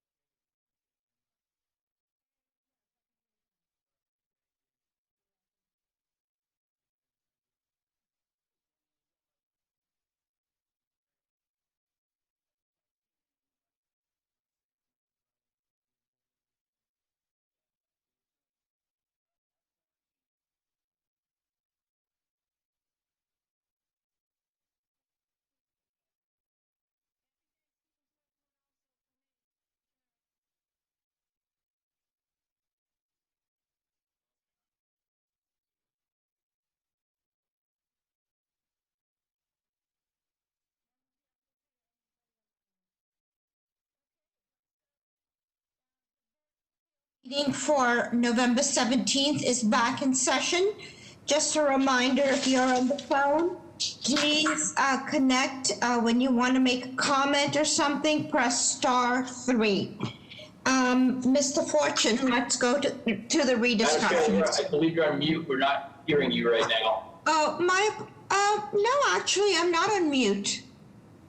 I can hear you. I can hear. I can hear Chair. Madam Chair. Okay, so please go ahead, Mr. Fortune. Thank you, Madam Chair. I'm going to call the 11:30s for rediscussion. Are there any deferrals or withdrawals for 11:30 only? Please give me the address. And Madam Chair, Mr. Clerk, Attorney Joe Hanley, McDermott, Quilty, and Miller. Can you give me the address, Joe? Yeah, these are the 15 cases. Okay. From 511R Dorchester Ave. Yes, I'm going to call them. Let me call them into the record, and we'll go from there. Yes, sir. Calling case BOA 104-9883. The case BOA 105-9528. I believe 15 cases, and they're all going to be withdrawn, so I'll let the counselor speak. Name and address for the record, please. Thank you again, Secretary, Madam Chair, members of the board, Attorney Dermot Quilty Miller, 28 State Street in Boston, seeking a withdrawal without prejudice of these cases. So you're requesting a withdrawal without prejudice for all the cases that include that where the applicant is On the Dot LLC, which goes from 511R Dorchester Ave to include 1 Alger Street. Yes, ma'am. Okay, in Ward 7, okay?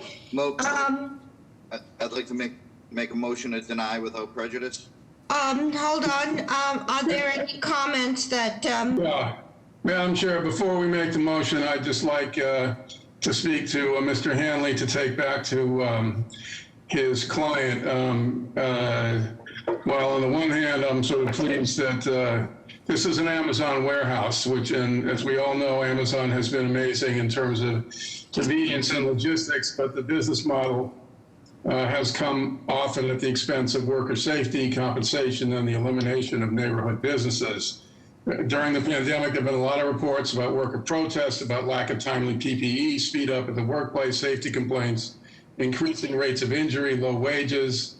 And if they are going to come back with another proposal, I certainly hope that they will upgrade the typical contractors they've been using around the country.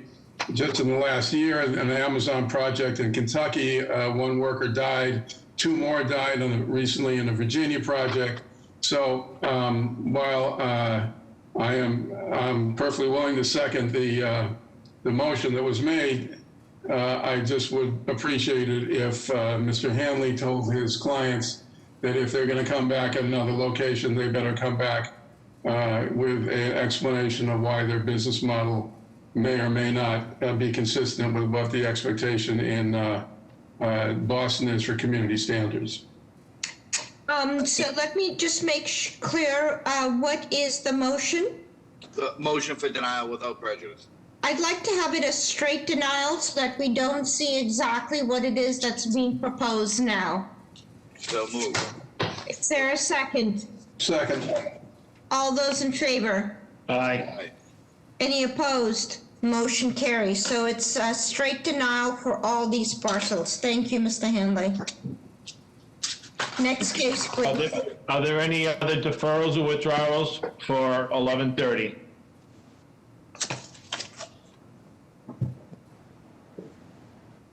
Madam Ambassador, are there any hands up? There are no raised hands, Mr. Clerk. Thank you, Madam. I'm going to call the first case to rediscussion, calling BOA 1006765, 407 Saratoga Street. This is to extend living area of Unit 1 into the basement by building an interior wall partition according to proposed architectural plans, enlarge 2 windows and 1 door open to meet basement egress. The violation is Article 53, Section 9. The floor area ratio is excessive. Name and address for the record, please.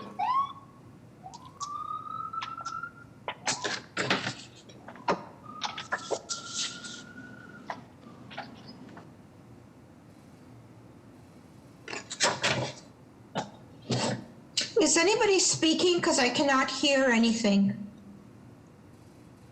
No one's speaking, Madam Chair. I just went through. Thank you. Went through it. I don't see Jim Chin, and there's no raised hands either. Okay, so let's move to the next case. I'll hold off on that case. Calling the next case. Calling BOA 990-167-103 to 111 Arch Street. This is the change of occupancy from 21 residential units and dental office to 21 executive suites and dental office. Also to renovate. The violation, Article 8, Section 7. The executive suite is not listed in the use of charts of Boston proper B10. The use is forbidden. Name and address for the record, please. Thank you, Madam Chair, members of the board. Attorney Jeff Drago at Drago and Toscano with an address of 11 Beacon Street. The petitioner Sonder, and I have Greg Klein, their general manager, to speak as well if need be, and Dan Artigas from Embark as the architect.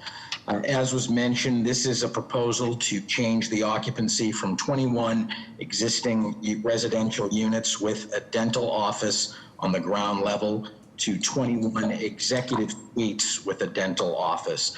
There would also be proposed to do some renovations in the interior of the building. This particular application falls within Boston proper. It is in a zoning sub-district of B10, which is general business.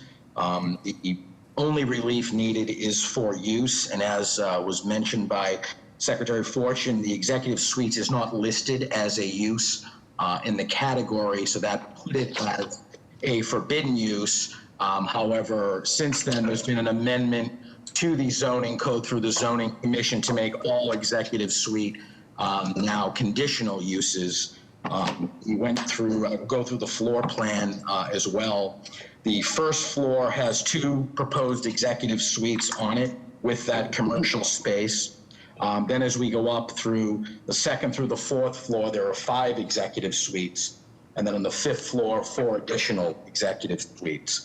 These range from 17 studios, 2 one-bedrooms, and 1 two-bedroom in size, 2 of which have to be updated to bring them up to code as part of this proposal. We had met with the BID and the Boston Business Improvement District and got their support, as well as our abutters, for this kind of use. My client has concentrated this use away from neighborhoods. They've taken all of their other units away in the neighborhoods to concentrate this specifically in the downtown proper area. And that's why we believe we got the support of our local civic association. So Counselor, a couple of questions. What is the commercial use? It's a dental office. It's the dental office. Is this across from the church on Arch Street? It is. Arch Street Chapel, yes. Yep, okay. And tell us, because I'm looking and my eyesight isn't what it used to be, but can you tell us the sizes of the studios, the 1s and the 2s? So these are all pre-existing. We're not changing anything in sizes. The studios right now, there's 18 of them. They range in size. 17. Did you say 17 or 18? 18, I'm sorry, 18. Okay. Those range in sizes from 320 square feet to 406 square feet. The 1-bedrooms, of which there are 2 of them, are 690 square feet. And the 2 beds, of which there are 1, are 800. There's 1 860 square foot unit. These have been used as executive suites for a number of years. That was the intent of when this, prior to the ordinance being put forward. And tell us about the track record. What is the average length of stay, and all other kinds of information that would help inform this decision. Sure. So my client is Sonder. They have units throughout the world. They've had a growing business in Boston in which they specialize in tourism, business stays, and hospital stays. The average length of their stay is 4 to 5 days. And really, it's been primarily the business traveler and tourist traveler that they've concentrated on. They have their own property managers that handle their sites. They have even down to keyless entry, noise alarms. So if there's any issue, they're notified right away. They have a staff of 25 local people within the Boston area to respond to any request, any complaint at all that's given. And they work with the local community as well. They work directly with the bid on this application, and they've been operating for a number of years with no issues. And really, as I had mentioned, they are staying out of residential areas, concentrating in the business districts right now. So why executive suites and not just a regular hotel or something like that? So the one thing in the definition of executive suite is to include a kitchen facility, Madam Chair, and their tourists and their clients like to be in the neighborhood. They shop local, they tend to cook, sometimes they have extended stay, so the hotel requires that to be removed. And that's one of the linchpins of the executive suite that allows them to have that. Okay, and then going back, why not regular apartments? Well, that would be that would be in violation of the ordinance. So the ordinance leaves out specifically executive suite, hotel, apartment hotel, because that is a commercial use. Okay, how are the plans, Mr. Ehrlich? Well, the drawings, there's no real major work to be done, but consistent with the opinion that we received from the law department on a previous occasion on Addison Street, this board has taken the position that we will not approve executive suites. Okay, any questions from the board? Is anybody here to speak? Yes, I have, Madam Chair, I have some questions. Sorry, go ahead. Counselor, what is the current use of the property? So it is residential with commercial on the first floor, Attorney Legris, but it has been used prior to the ordinance as short-term rental. Once the ordinance came into effect, we could no longer keep that use in there. So they would be. How many residential units presently? 21.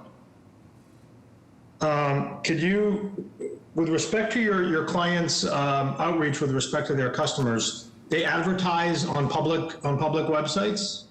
They do, and they have their own website as well. That's where they get their primary source from. And what is the current footprint in Boston specifically in terms of the assets that they manage? How many current units? Greg? Well, actually, more broadly, are they individual units? Are they in buildings? What is the makeup of their footprint in Boston? So they were throughout the different areas of Boston. Once the ordinance had passed, they let their leases expire in anywhere that was residential, concentrating in the downtown corridor and places like Cambridge as well. So places like Battery Wharf or places like Arch Street, near the theater district, where there's tourism, where there's business stay, and they take on full buildings. So what they do not have is piecemealed buildings. They have some residential, some commercial. They take the whole building as to make things easier. They would manage it, they would handle it, so therefore there's no confusion with other tenants that are just simply leasing a unit for residential. Okay, any other questions? Go ahead. Two more quick questions. Council, the first thing is I noticed on their website that some of their assets require a 30-night minimum. What is the differentiation with respect to that and the average stays that you've represented of 3 to 4 days? So after the ordinance change, you had to stay a minimum of 30 nights anywhere, because then that could be considered residential. They do allow. And then that's fine. Finally, last question: would this proposed asset have an on-site full-time employer, or would be serviced by the employees that serve Boston? So it would have a dedicated property manager. They would not be on site, but they come and check consistently along with cleaning staff. Thank you. Thank you. Thank you, Madam Chair. I'm good with questions. Thank you. Is anybody here to speak in support of this proposal? Anybody to speak in opposition? Good morning, Madam Chair, members of the board. Lisa High with the Mayor's Office of Neighborhood Services. We are not supporting this proposal solely because this is not aligned with the mayor's housing policy for the city of Boston. We held an abutters meeting on October 23rd, 2019. The Downtown Boston Residents Association is in opposition. However, they do have support from the Downtown Boston bid as well as 20 support letters. Thank you. Madam of the Chair, members of the board, Ana Calderon from Councillor Flynn's office. The councillor would like to go on record in opposition. Councillor Flynn and Councillor Buck also submitted an opposition letter to the board as well. It is Councillor Flynn's position that the city is in an affordable housing crisis, and that proposal for conversions to executive suites will take valuable units for housing stock from long-term residents. Councillor Flynn believes proposals like this run contrary to the city's short-term rental ordinance, would allow large corporations to use executive suites as a loophole to continue operating investor units. This will also potentially present quality of life issues that we witnessed in the past, including noise, trash removal, and parking. Thank you. Thank you. Anybody else to go on the record? Yes. Good morning, Madam Chair, members of the board. Karen Foley, Councilor Sabi George's office, and would like to go on record in opposition to this project. Thank you. Thank you. Madam Chair, Secretary here, we have 22 letters of support, 11 letters of opposition. Okay. Madam Chair, I have 3 raised hands. Okay. Let's hear from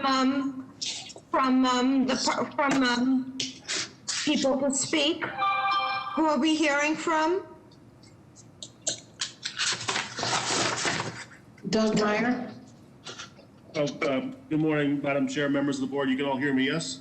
Yes, please put your name and address on the record. Yes, Doug Meyer, Membership Services and Database Manager with the Downtown Boston bid, based at 101 Arch Street, Suite 160, right next to where this project is proposed for at 103 Arch Street.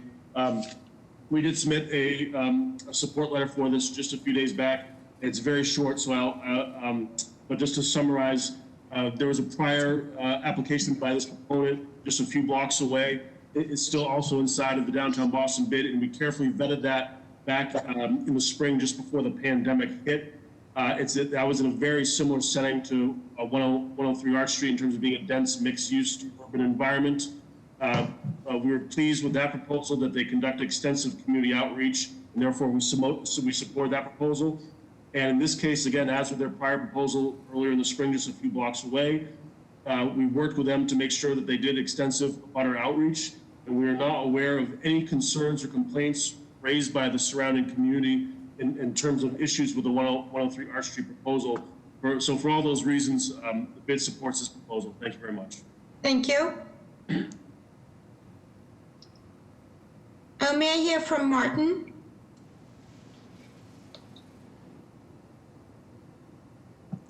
Martin, you're unmuted. I think they're having problems because I tried to. Martin, can you hear me? I can't unmute myself. You are unmuted. Madam Chair?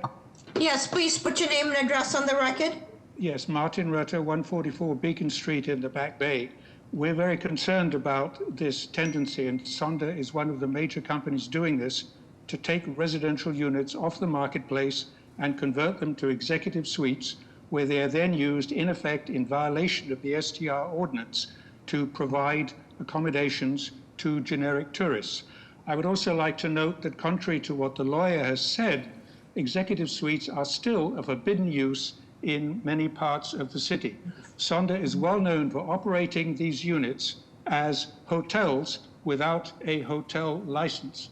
And we see a number of applications for similar conversions underway from them and for others. So I'm fully in support of the sentiments and the points about policy made by Councillors Kenzie Bok and Sabi George and Ed Flynn opposing this kind of conversion. I've also noted that in your hearing last week, you rejected, the ZBA denied applications also for residential conversions into executive suites and made the point about being consistent in this regard. Martin, thank you. May I hear from Ford? Yes, hi, Ford Cavallari. I'm the chair of the Alliance of Downtown Civic Associations. I live at 50 Battery. And I want to also voice opposition to this on behalf of ADCO. And we are very concerned, as Martin stated, about the unlicensed operation of hotels. Sonder does not have a single hotel license in Boston. We doubt that their plan is to apply for a hotel license here because they are using executive suite as a loophole, and I hope that the ZBA remains consistent and denies with prejudice this application per the Addison guidance. Thank you. Given that information, Councilor, is there anything you'd like to say? Yes, Madam Chair. We're not trying to do a loophole or use a loophole. We're simply using what the ordinance left out, which was to allow a commercial use to keep this tourist industry still intact. There was a full community process, so it's not like there was a loophole and we could just get a license. We had to go through I get it. Thank you. of community process and meeting with folks. Thank you. And we are licensed, we would be licensed as an executive suite with ISD inspectional services. Thank you. Okay, board, given that information, may I have a motion, please? I'm going to make a motion to deny consistent with our policy that we've developed in the past. Second. Second. All those in favor? All those in favor? Aye. Any opposed? Motion carries. Calling the next case, calling BOA 104-9883, 850 to 852 Summer Street. This is to add a fitness studio to the building, include running machines. The violation is Article 68, Section 7. Fitness studio use is forbidden. Name and address for the record, please.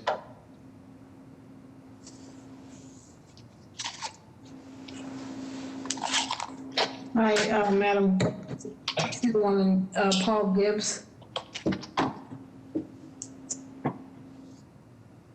Paul Gibbs, P.O. Box 374, Sandwich, Massachusetts. Tell us what's being proposed. Basically, they're proposing a running studio, and it's the only from what I understand, it's the only building on this block that where this use is prohibited or conditional. So this project, I think, came before this board. Is this what this looks like from the exterior? Yes, it does. And the building is, the plans that you have, I just wanted to make sure you understood this. The plans that you have are the most recent plans. The things in dotted lines are the treadmills. That's why it's continued until now. And so what's the capacity you anticipate for this use? I think it's like 49 people at most. Okay. 40. Okay, so just the use is conditional. Yeah. How are the plans, Mr. Ehrlich? The plans are adequate. Any questions from the board? Is anybody here to speak in support of this proposal? Hi, Madam Chair, members of the board, Haley Dillon, Mayor's Office of Neighborhood Services. I'd like to go on record in support of this. Thank you. Hi, Madam the Chair, members of the board. Ana Calderon from Councilor Flink's office. The councilor would like to go on record in support based on a community process and feedback from neighbors and the City Point Neighborhood Association. Thank you. Ms. Ambassador, any more raised hands? Madam Chair, there are no raised hands. This person was from the previous case. Yep, okay, so I just want to find out, Jeff, you saw this external view. Is there a need for design review for the external use? I mean, I don't know if there's any proposed, I mean, we could always put a proviso on it for any exterior changes, whether they do signage, windows, whatever, but I don't think it's necessary, but if you feel that it is just for any kind of improvement, we can put it on. Yes, please. May we have that in the motion?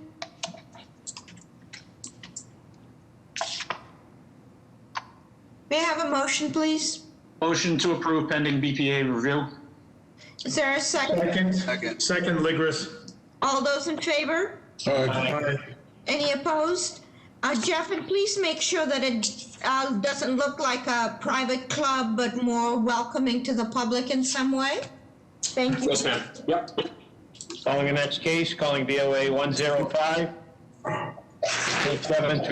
353 to 361 Dorchester Street. This is to demolish an existing single-story commercial building and erect a new 4-story mixed-use building to contain 5 dwelling units and ground floor restaurant, be a coffee shop.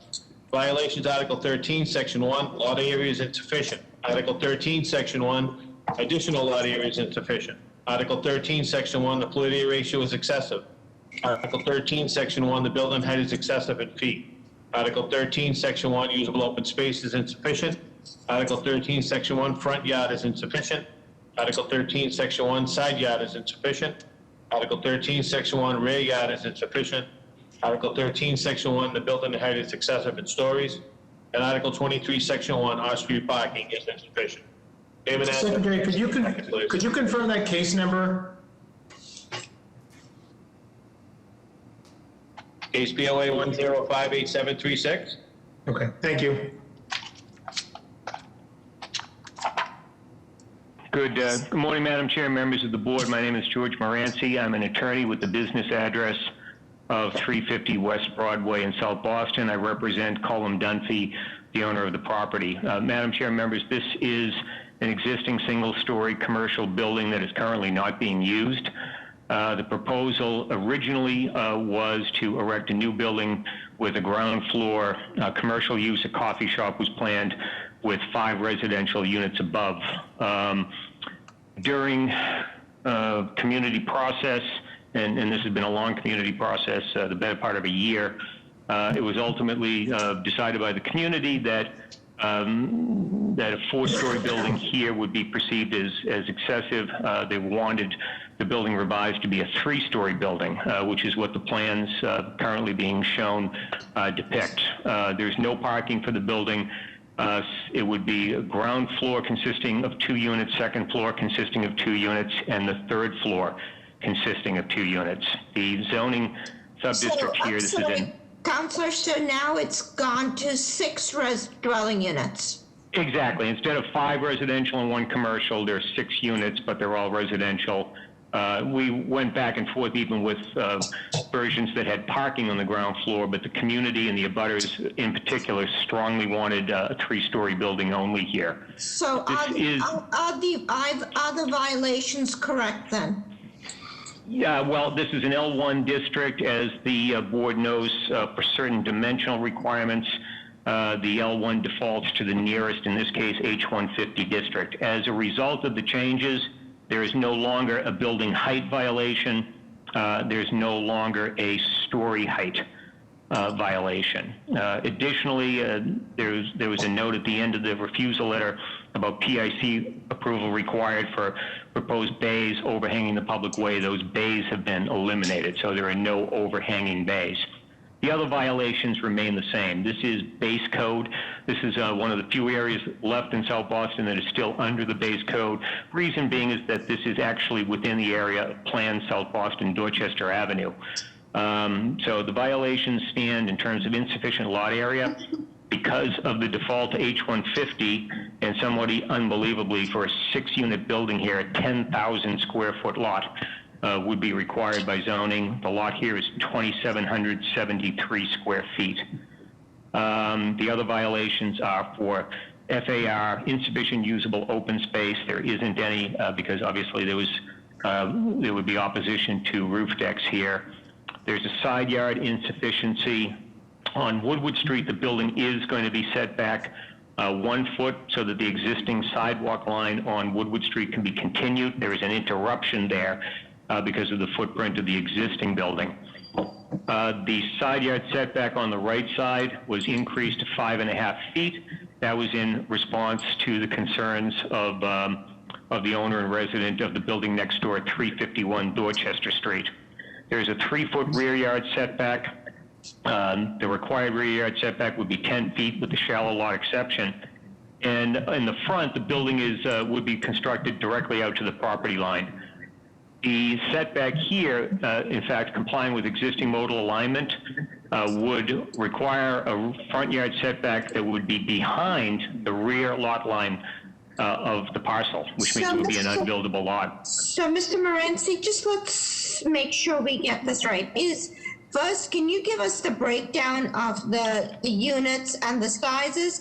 And second, Sure. tell us if a roof deck is proposed on this?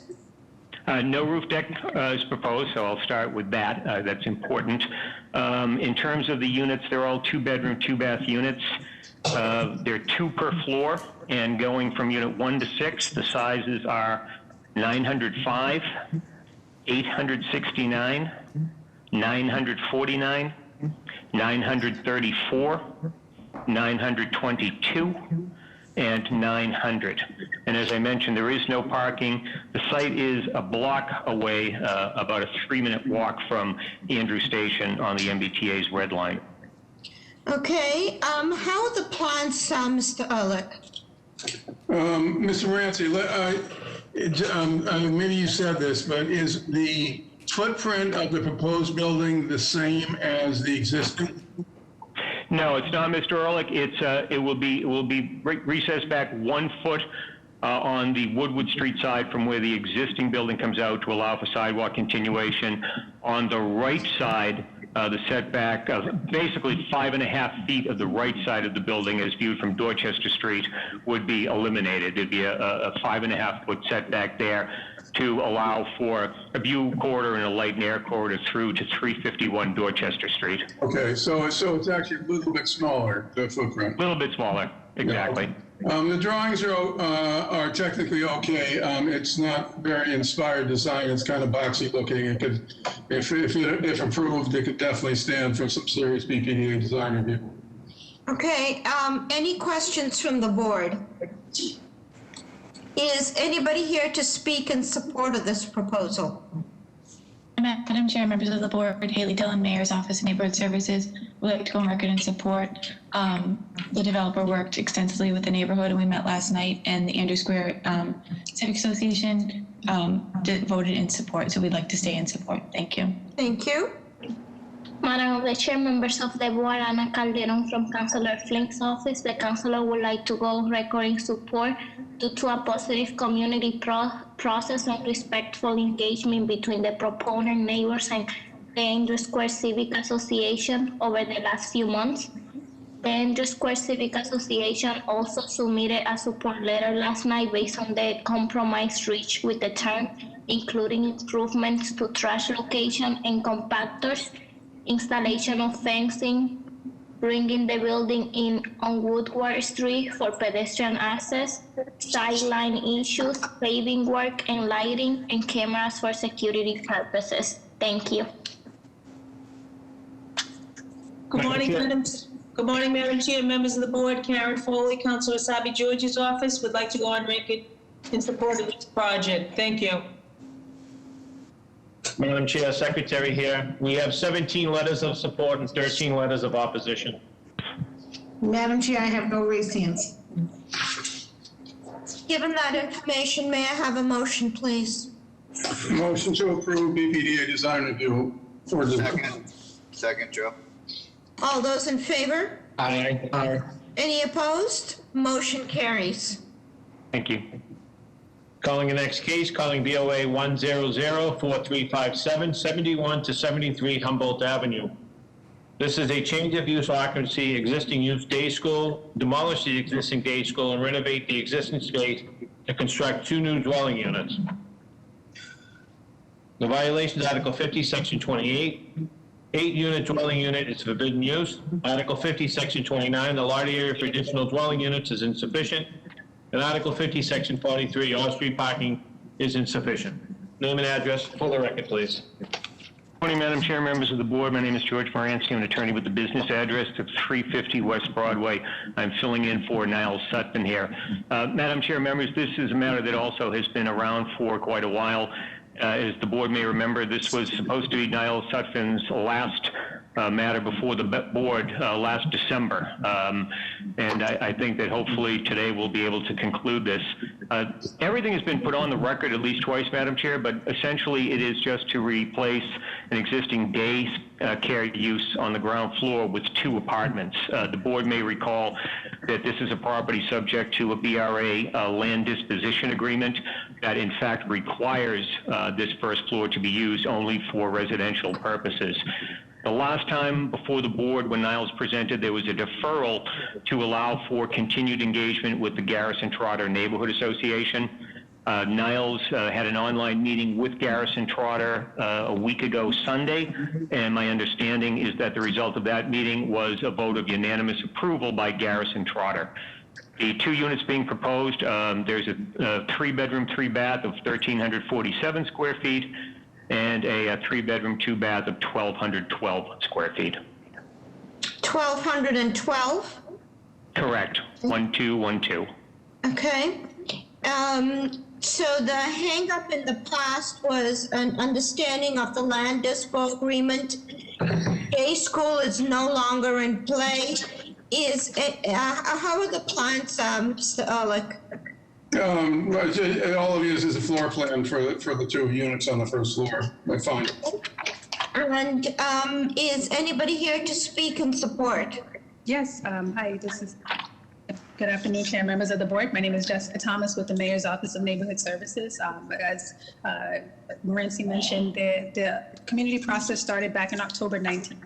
We had our first abutters meeting, and it has been an extensive process with residents and direct abutters who had concerns, and the concerns seem to be mitigated, so we'd like to go on record to support the project.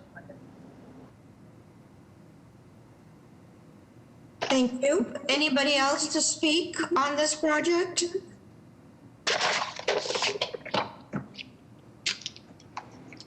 Madam Chair, we have 1 letter of opposition. Okay. Is there anybody from Council Janey's office? And is anybody on from Garrison Trotter? Is Connie on? Connie's on. Connie? Connie? Yes, can you hear me? Yes, please go ahead. Our understanding is that the apartments would be the same for all the units. So the 3-bathroom is not something that Garrison Trotter approved. It was to mirror what was already there. I'm sorry, 3-bathroom or 3-bedroom? I believe they said one of the units had 3 bathrooms. Okay. And that was not any part of our discussions, so that Okay, was not. but as far as the change of use for the construction of 2 dwelling units, you are in support of that? What we discussed with the proponent most recently was that, but what was discussed before was matching the units so that all the units in the building would have the same format, 2 bathrooms, not additional bathroom being added. Madam Chair, the drawings are showing 2 bathrooms in each. Okay, I thought you said 3, I'm sorry. Okay, thank you. No, it's 3 bedrooms, 2 bath. Okay? Thank you. Any other comments? Any other raised hands, Madam Ambassador? No other raised hands, Madam Chair. May I have a motion? Motion to approve. Second, Joe. All those in favor? Aye. Aye. Any opposed? Mr. Morency, please wish Mr. Sepin the best in his retirement and for bringing us home. I will. These were his last 2 cases, I think, this and the preceding case, and I will express that to him. Thank you, Madam Chair and members. Calling the next 2 cases, calling BOA 977-908, 29 Bigelow Street. There was a companion case, BOA 977-902, 28R Bigelow Street. This is for 29 Bigelow. This is one of 2 buildings on 1 lot, no work to be done. The violation is Article 9, Section 2, a 3-family in a 2F sub-district. Article 10, Section 1, a limitation of parking area. Article 51, Section 9, insufficient rear yard setback. Article 51, Section 9, insufficient lot size. Article 51, Section 9, excessive FAR. Article 51, Section 56, off-street parking requirement. Article 51, Section 57, 2 or more dwellings on 1 lot. This is for 29R. This is a change of use from a carriage house to a single-family dwelling. Construct a new 2nd-story addition and side addition on the existing building. The side addition will be for a new garage. There will also be a new roof deck from the 2nd floor. This violation, Article 51, Section 9, insufficient rear yard setback. Article 51, Section 9, insufficient lot size. Article 51, Section 9, insufficient lot width. Article 51, Section 9, insufficient lot width frontage. Article 51, Section 9, insufficient side yard setback. Article 51, Section 57.13, two or more dwellings on the same lot. And Article 51, Section 57.2, insufficient lot frontage on the street. Madam Chair, we also have building code here, but I don't know if this was, it wasn't part of the original. It looks like it's in the backside. Do we have building code on this? No, it hasn't been advertised with building code. What is the building code? Basically, it says 9th edition, 780, Chapter 3, Section 302, exterior walls, proposed window openings, 3 feet from the lot line, not allowed. Okay. Okay, and that is, of course, relevant to this project. So let's, please. Name and address for the record, please. Yeah. Good afternoon, Madam Chair, members of the board. Dennis Quilty, attorney of 28th State, representing the property owner, Thomas Garrity, who I believe is on this morning, our project architect, Arthur Chu, and Scott Trenier from Arthur's office. As to the building code, if I may, my belief is that matter was resolved, although I'm not 1,000% certain. Perhaps Mr. Chu could speak to that. I'm not sure of that. That's correct, Dennis. That matter was resolved. And this is Scott from Arthur's office. You resolved this with ISD, Scott? That is correct, Dennis. Okay, so there is no request for building code. That would be the case, Madam Chair. Yes, ma'am. Okay, so let's proceed then. Name and address on the record and tell us what's being proposed. Thank you, ma'am. Dennis Quilty, attorney at 28th State, representing the property owner, Thomas Garrity. What would like to make it clear to the board that Mr. Garrity owns obviously both 29 and 29 rear. The 29 rather is the existing condition is a three apartment dwelling. On that matter, there is no work to be done as described. Everything on the front building, if you will, 29 Bigelow, is an existing condition. Mr. Garrity is a young man who's lived in the neighborhood in these buildings for a long time. His family is from the neighborhood. He is not a big developer. He's a single sole property owner, if you will, and he seeks to change the occupancy of this existing structure, carriage house. Can we have a picture, Colette? Can we have a picture of whether that's a garage or if it's a carriage house? Let's look at what it is, because, you know, Mr. Quilty, it's very hard to put houses behind houses, especially in a neighborhood that's already fairly dense. Yeah, I know, Mr. Chu, on your plans. Is there anything that we can see that shows what, because, yes, I mean, it's coming up now. Okay, so Coming up now.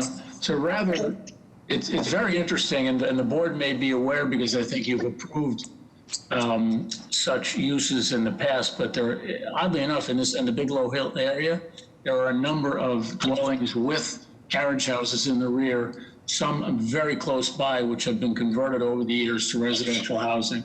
I mean, it seems to be a condition that, again, has been approved. I do want to make it clear to the board, in one of our storms in the early spring, the building was further demolished by a tree falling from a neighbor's yard onto the building, crushing a lot of the building, crushing Mr. Garrity's vehicle, which was parked there at the time.